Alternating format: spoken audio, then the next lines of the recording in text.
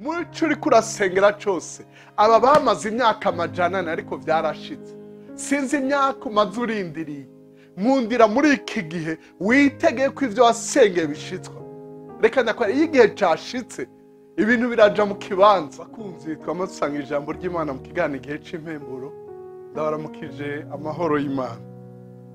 Ijambo dusanga ari mu gitabo c'ivyakozwe n'intumwa igice c'indwi umurongo wa mbere ushika ku murongo w'indwi. Vyakozwe ni mu gice c'indwi umurongo wa mbere ushika ku murongo w'indwi handitse ngo umuherezi mukuru amubaza ati mbega ivyo niko biri? Nawe aramwishuye ati yemwe bene data kandi ba data nimwumve. Imana y'icubahiro yiyeretse sogokuruza Aburahamu ari Mesopotamiya ataraja kugerera i Harani. Iramubara iti va mu gihugu canyu no mu muryango wanyu uje mu gihugu nzokwereka. Maze ava mu gihugu c'Ubukaludaya agerera i Harani.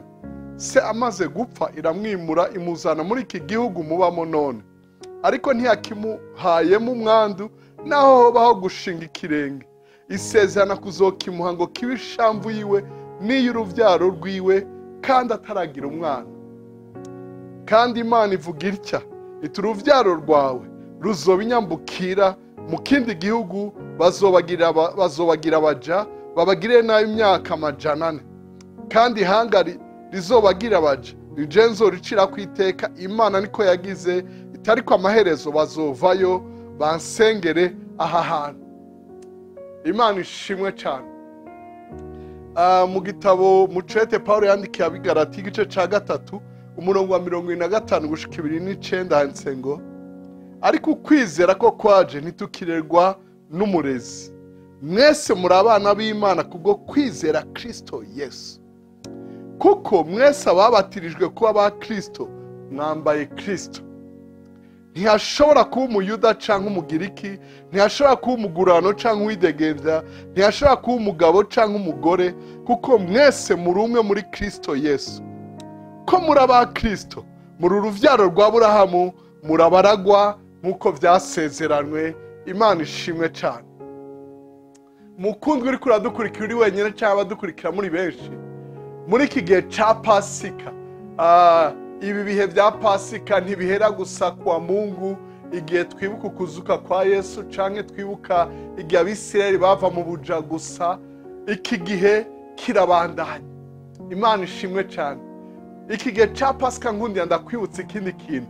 Iki gihe ca Pasika ni gihe ivyasezeranywe bishitswa. Haleluya. Ni gihe ubuvugishwa bushitswa, ni gihe ubuhanuzi busohozwa. Oh haleluya. Muri cyo uri kurasengera cyose aba bamaze imyaka amajana ariko byarashitse. Sinzi imyaka umaze urindiriye, nkundira muri iki gihe witegeye ko ivyo wasengeye bishitswa. Reka ndakwara iyo igihe cyashitse ibintu biraja mu kibanza. Ntibirinda kuraba ngo wowe urinde wowe uri iki. Bibiliya yatubare ngo namwe mu ruvyaro rwa Aburahamu. Nigihe abana ba Aburahamu, nigihe abo mu ruvyaro rwa Aburahamu, nigihe abafise ukwizera kwa Aburahamu bahabwa ivyasezerane, bashitswa ko ivyasezerane. Mukundwa witega igihe ciza. Iyo igihe cashitse, iyo imvura iguye uri mu gihugu, naho buri umunyamahanga ntibanza kugusaba karangamuntu ikugwako. Ariko twe ntituri abanyamahanga, turabana bisezerano. Iyo mvura y'umugisha ikugweko, ivyasezeranywe bishitswe kimwe ku kindi nk'uko Imana bisezeranye. Uneze guhimbagwe nawe ushima Imana kandi uyishingire intahe. Urakoze kudutega yombi, uragahezagirwa we n'abawe. Urakoze cyane gusangiza abandi ubutumwa bwiza.